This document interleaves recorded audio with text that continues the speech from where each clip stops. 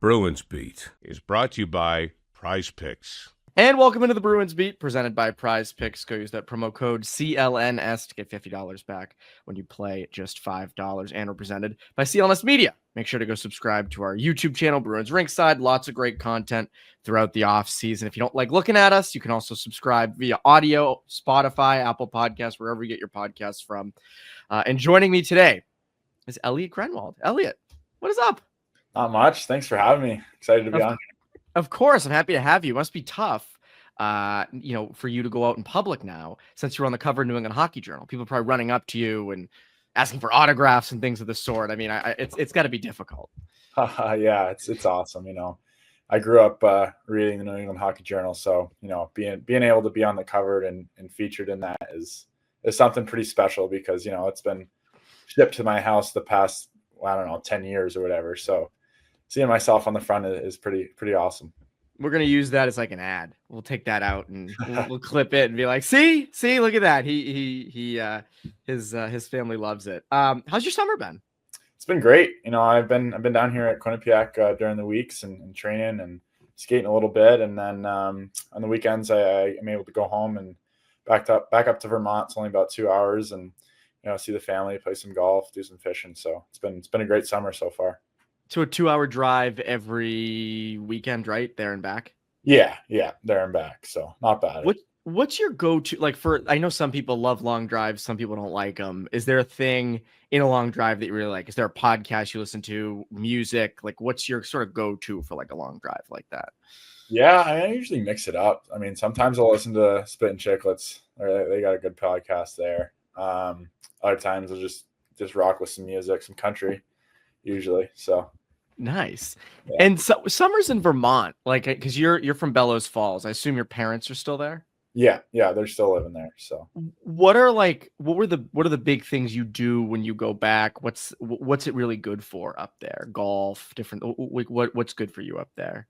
Yeah, so we actually live on the river, the Connecticut River there that separates Vermont and New Hampshire. So we got a pontoon and a fishing boat out there. So do a lot of swimming and then a little bit of water skiing, a little bit of tubing. I haven't done much this summer recently or anything, but it's just great to be out in the water and hanging out with the family. And then, like you said, golf is great up there. We're members at a nice course, so getting up there to play is always fun with the brothers and my dad. So that's awesome. This water skiing and tubing, I mean, it's so fun. It's not an injury risk though, is it? You can't really get. I mean, you could, but you're always thinking about you want to be safe and careful because there's bigger things that you got to focus on. So, but no, you can have fun with it, So yeah, we don't want to tweet out Elliott Groenewold water skiing injury. That would be that'd be unfortunate, I think, for everybody involved. Yeah. I'm curious, for the summer,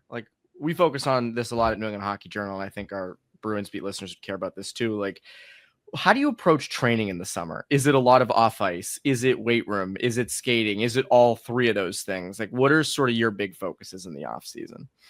Yeah, I mean, what you do in the off season kind of translates to the in season. So I think developing good habits in the off season is really important, and so that's a big piece of it. And then we have a great strength coach here at Quinnipiac that works with us, and we've been going pretty hard in the gym about 4 days a week, and then we usually take Wednesday as a recovery day. So, and then, we skate twice a week about, just to stay sharp and get out there, work on our skills, make the time worthy and, keep it quick and, maybe play a couple games at the end just to have that compete aspect and don't lose that throughout the summer.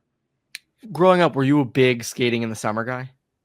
Yeah. When I was younger, I signed up for every tournament I could, and I was playing hockey year round, and I also played other sports, baseball and football, but I always just loved going to tournaments and going to the hotel and playing knee hockey and playing in those tournaments is always a blast. But I think now that I'm older and playing in college, really honing in on skill development and getting in the gym and stuff like that is more important than just playing a bunch of games. So no more knee hockey when Quinnipiac travels to a place and you're in a hotel.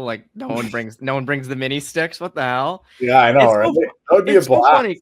It would be a blast. And it's so funny because growing up doing hockey tournaments, that is the best part. Like that was what I looked forward to, like running around the hotel, like causing problems, Yeah. playing mini hockey in the hallway as the parents were up, drinking. Like those were hockey tournaments growing up. Like that's where like men were made, and it's so funny because you mentioned that, and it is such a big thing when you're a kid, are those hockey tournaments, and you probably did them all year, as you said.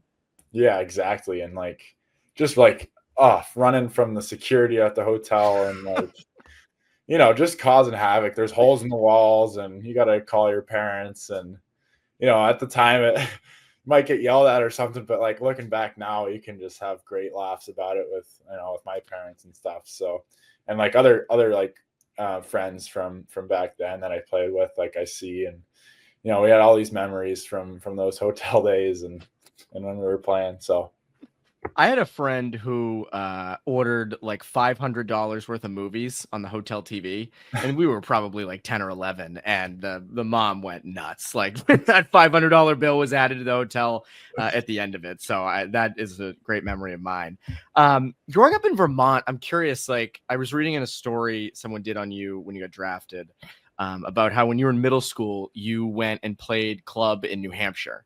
And Bellows Falls is, I don't know how to explain it. Like, it's probably, you'd be better explaining this than me, but it's probably like what? Like, it's not super far up, but it's not like close to Massachusetts, really, no. Right? Like, it's pretty up there. It's like 40 minutes from the Mass border. So, we're 30 minutes to Hanover, and then like 40 minutes to 30 minutes to Brattleboro, 40 minutes to the Mass line. So, in kind of an odd spot. Yeah, but it's interesting because like I'm wondering how much and what age did hockey become serious where you're were you driving, were you having a lot of long drives with your tournaments or with your teams or things like that? Yeah, absolutely. Like you said, I started playing club at a young age in middle school there. And, we still lived in Bellows Falls. I went to school there and stuff. But the program we had in Saxons River, actually the town over, just got to the point where I wasn't being challenged enough. And, my parents realized that like there might be something there. And, I wanted to explore other things, and I really loved the game, and they saw that. So they were willing to make the sacrifice and start driving me over there. And man, we had a lot of car rides together with my mom and my dad, and it's like 3 days a week, hour and a half. We went to Manchester the first 2 years, and then I went to Salem, New Hampshire after that, which was 2 hours. So a lot of car rides, did a lot of homework in those cars, and we always like made dinner and then like heated it up at the rink. So a lot of dinners on the go and like all that kind of stuff. But no, my parents really made it all happen, and can only thank them enough for that. So It's funny because like when I was watching it was like a Reels that came up. I think it was like Jeff Daniels, an actor, and he was talking about how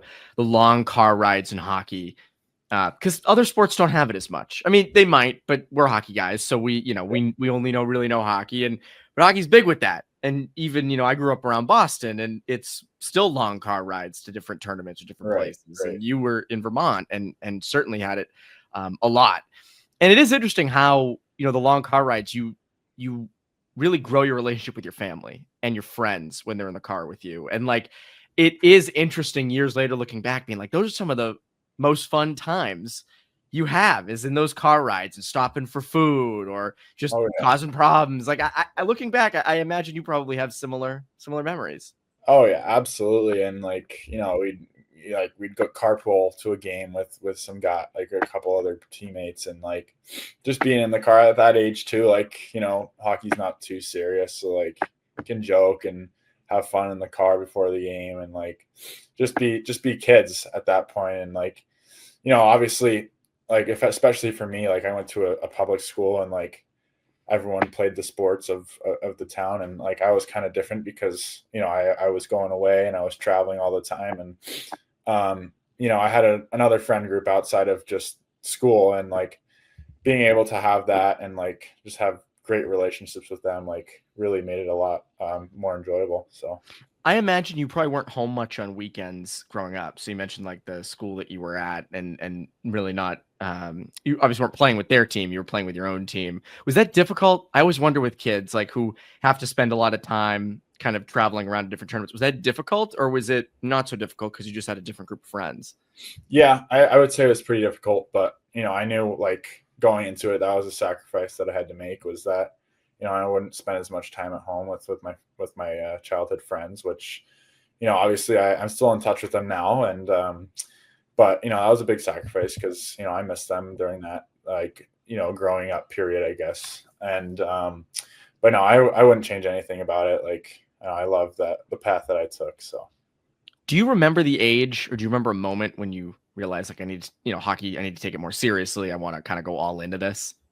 I think once my parents started devoting more of their time into it and money, like I realized that like, I gotta put like even more effort in than what they're putting in to get everything I can out of it, So they never really put any pressure on me to do well or to go anywhere in particular. So like it was all on me. I was all self-driven, and I think that really helped me throughout the way, and I appreciate that from them, their perspective. They kind of just let me do my thing, and they didn't really push me to do anything. And it was all kind of my decision, and they were there to support me along the way. Were your older brothers super into hockey, or were they different sports? Yeah, they were both hockey players. They ended up staying local and staying in town, and they played for the high school and stuff. So, but no, they were a big part of my growth and development when I was young, just because they were older than me, and they beat down on me a little bit, made me a lot stronger. So, I always find it interesting. Kids with older brothers and older siblings in general, maybe older sisters as well, I feel like make a big impact because, as you said, they beat you down. You have to go against them in different yard sports or different, real sports. And like, I always find it interesting. Like I remember when the Patriots drafted Drake May, I think he had a ton of older siblings, and it's like sometimes the youngest can end up, really flourishing later on because they grew up in such a competitive environment. Right, 100%. And like just having them around, like they would always drive me to the rink when they were going to stick and puck, and like we were really fortunate enough to have a rink where it was pretty much open 24/7 for us, and we knew the rink guy, so he'd always let us through like the back door there, and we'd skate. They'd usually end up throwing me in the net and firing pucks at me all day, but like even that like just made me so much stronger, like even like just more mature as a person. Like I had to know how to act around them, because if I was messing around, like there were days where they left me at the rink because they didn't want to take me home. That's how mad they were. So, I had to learn pretty quick, like how to handle myself and how to handle myself on the ice and off the ice. And, I think they really helped me in that area. And like, maybe I didn't realize it then when I was super young playing with them, but certainly now I think that, it's a big part of like, they shape kind of who I am today. You're cussing them out now. You're like years later, like, oh man, maybe they actually did a lot of good for me. Yeah. They used to put you in net. Oh yeah. Yeah. That's incredible. Ruthless. Aim for my head out there. That's awesome. I love that. When did you like? Obviously, when you're little, you play both positions or this or that. Everybody wants to be a forward. When did D kind of come into the cards for you? Yeah. So one of my brothers is a D, the other one's a forward. And I don't know. I kind of played both, like you said, like usually you do in minor hockey. And then I think I just played D one game when I was still at my team from home there. And I just fell in love with it. And, I loved like skating the puck all the way up and going end to end back then. And I just loved skating so fast, and it brought me back to the game every time. And, I just fell in love with it, I guess. So there's something about a rush. There's something about rushing the puck. And then somehow either you lose it or you pass it or the play's going the other way. And you're like, oh, I gotta skate back now. Like that's just, this stinks. When did, like you're known as sort of a shutdown guy, as a shutdown defender. Shutdown defenders don't get a lot of press. Shutdown defenders aren't the flashy ones. When did that sort of come into your repertoire, and when did you sort of start to figure out that might be your role? Yeah, so I would say it was in prep school. So I went to prep school up north in Canada at Bishop's College School, and the coaching staff up there was unreal. Like for high school, like it was unbelievable. And obviously we worked on our skills every day and stuff like that. And I remember definitively one day, like I walked into the office of the coach's office, and I was like, yeah, like I'm an offensive guy, like I can put up points. And he goes, no, like your best skill is you're a great defender. And he wasn't saying that I wasn't good at with the puck or whatever, but he was saying like that you should focus on defending, and that will take you somewhere. And I kind of listened to him there. And obviously I'm still trying to develop my offensive game, my game with the puck and stuff like that, but really honing in on the defense is important for me. And I carried that over to the USHL a couple of years ago, and then last season. So friends over at Prize Picks. Prize Picks is the best place to turn your sports knowledge into cash. With millions of members, Prize Picks has made daily fantasy sports accessible to all. You just pick more or less on at least 2 players for a shot to win up to 2,000 times your cash. Run your game all season long on Prize Picks. Prize Picks is the best way to get action on sports in more than 30 states, including California, Texas, and Georgia. Prize Picks is the best place to win cash while watching sports. Join millions of users and sign up today. The app is so easy to use. To create a lineup, all you have to do is pick more or less on a few player stats for your shot to win up to 2,000 times your money. Sign up today and get $50 instantly when you play $5. Don't even need to win to receive the $50 bonus because it's guaranteed. PrizePicks also offers weekly promotions that can lead to big payouts like Taco Tuesday each Tuesday. PrizePicks discounts select player projections up to 25% to provide even more value for your lineups. I can't say it enough. With the Red Sox, I know they got a tough stretch coming up, but I like the hits, RBI, lines over there at Prize Picks. Pick more or less on those. I like those. They have some hot hitters. Cedar Rafaela has been hot. Alex Bregman coming back from injury. He's been great. So go do that. Download the app today and use code CLNS to get $50 instantly after you play your first $5 lineup. That's code CLNS to get $50 instantly after you play your first $5 lineup. Prize Picks, run your game. How did you end up at Bishop's College? I mean, I know you and I have talked about this, off camera, and you grew up in Vermont, and there's a lot of prep schools in the Northeast. Like, I'm curious how Bishop's College ended up being the spot for you and what went into it. Yeah, it was honestly kind of like a spontaneous decision. Like I was looking at Cardigan Mountain School, and then really Bishop's was the only other option I had, and I wasn't really all in on like the mid prep school there, like the what is it, like grades 7 to 9 or 7. Yes, yeah. Like Cardigan Mountain's not full, so yeah. You don't mean mid crappy prep school. You mean like mid grade. I know what you mean. Yeah. Exactly. So I just went up there for a visit, and like the same thing when I came to Quinnipiac. I had a gut feeling, and I felt like I should be there. Like I felt like I would fit in well. So that ended up happening, and I was exactly right with my decision. And obviously the first year there, it was during COVID. So it was a tough first year because Canada was pretty strict at that time and didn't play many games. But like, even then I loved the school. And like I said earlier, the coaching staff there was unreal. So made the best out of it. It's interesting that you went up to Canada for the high school ages, because now a lot of kids, as you know, with the CHL ruling, are going up to Canada. And it's funny that you didn't go for Canadian junior, you went for Canadian prep school, which is kind of the opposite sometimes of what most kids are doing. And it's interesting that you did that at that point. How different was the Canadian lifestyle for you? Because you were in Quebec, right? Yeah. I mean, everything's in French, right? So it was definitely a culture shock for me. But actually the town like that the school was in, like they call it the Eastern Townships, and there's a lot of English pockets in there. And it happened to be that the town that we were in was primarily English.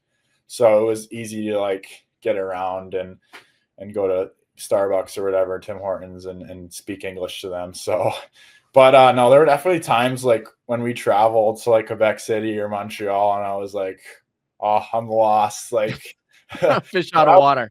Yeah. But we had good teammates that helped us out. Like we had a couple other Americans and some Euros that that didn't speak French. So we got some help and made it a good time though. A lot of good memories. Google Translate exists. It works. Yeah, exactly. And it's interesting because now like a lot of the kids who are coming up now, whether they're 09s, 08s, 07s, they're considering going to the Q, from New England. And it's so interesting because a lot of people are like, oh, they're going to want to go to French speaking places. But from a lot of the kids I've talked to, like they don't mind it. Like you probably do know a little bit of French. Oh yeah, I picked up a bit when I was there. Yeah. 3 years I was there, so yeah, and that's applicable for the rest of your life. Like you're not going to forget that stuff. Better than Duolingo. So yeah, right. And then so you're up there and you're sort of going through the process for college. What was it about Quinnipiac that struck you? I think on the visit, and they still do this now, they really just like harp on the culture here, and like I think that really stuck out to me, and it really made it like they made it feel like this is a place that I wanted to be. And I thought that the same thing with Bishops, that I could fit in really well here and just be myself. And I think that was a big part of it. And I ended up making the decision pretty quickly after I made my visit here. So, and how's it lived up to those expectations? Everything that I imagined and even more. Like I'm so happy with my decision, and the facilities here are awesome, and the people are even better. Like from our strength coach, our trainers, our coaches, the guys on the team, my teammates, and even people part of the school, just like it's world class, and I wouldn't change anything. So you left Bishops a year early, right? Did you not graduate? Yeah, I went to Cedar Rapids. Did in a year online there. That's right. Because I was gonna I'm very curious. Adjusting to the USHL is hard for anybody, but adjusting to Cedar Rapids, from what I've heard, is a different animal. Mark Carlson is a very tough coach to play for. It's a very pro environment. They develop a lot of guys. Like Ryan Walsh is a Cedar Rapids guy, and there's a lot of great Cedar Rapids guys out there, but you develop a thick skin. And I'm very curious, like what that adjustment was like, because that's a big jump, especially also just you're in Cedar Rapids, Iowa. Like I'm curious, like how that sort of manifested for you. Yeah, absolutely. And I'm so thankful for everything that Coach Carlson did for me. Like certainly made me a better player. And like you said, gives you thick skin because you go through it there but it, it makes you a better player when you come out of it. So, but yeah, like going to Iowa, like I never would have thought. I was originally drafted to Omaha in USHL, and then I got traded and, walked into main camp that summer to CR, and, ended up making the team. And I was like, Iowa, that's crazy. And actually I had family in Iowa, so it was nice to have them there. They were there to support me most of the home games. So, it made the transition a little bit easier. Did you, I'm very curious, like, did you, when you're going into the USHL, was your NHL draft year, like that thought in the back of your head, was that something you were thinking about a lot, a little? Because I'm always wondering with kids when they're in their U18 year and they're in their draft year, like how prevalent is that in your head? Was that something you thought about a lot when you were out there, or not really? I think so. Like it's hard not to. Like it's your dream since you even know what hockey is. So, just knowing that every game you have to give it your best, because there's always someone watching. All the games are on video, and there's scouts in the stands every night. So, really just putting your best foot forward. And, I try not to think about like, what the scouts think of me or whatever, and just play my game and know that, and just be confident in myself and my game. And, wherever that went from there, and then it worked out. So. And then the draft comes around. Did you grow up a Bruins fan? It's okay if you didn't. I did. Yeah. Yeah. That's awesome. I was reading because you loved like Brad Marchand, right? Yeah. Yeah. That was an idol of yours, because we're around the same age. So I think we grew up with the same teams and liking those same teams, and the 2011 Cup winning team. Like that was an exciting time. It's got to be a different animal when the Bruins start expressing interest about you in the draft process, right?